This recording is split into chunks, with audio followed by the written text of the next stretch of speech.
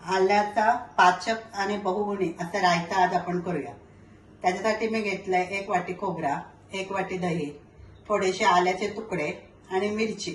आला तिखट असतं त्यामुळे मिरची एकच घ्यायची, थोडीशी चिंच, साखर आणि मीठ।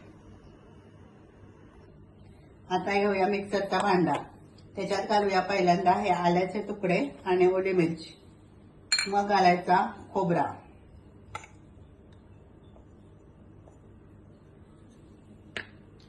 चिंच थोडीशी, साखर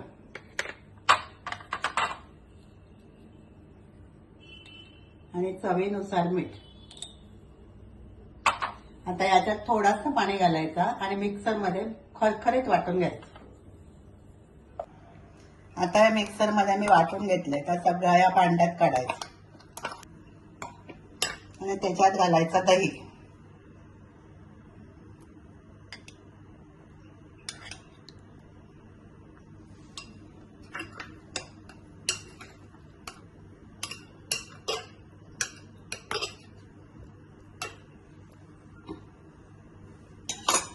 असा या आल्याचा पाचक असा रायता तयार।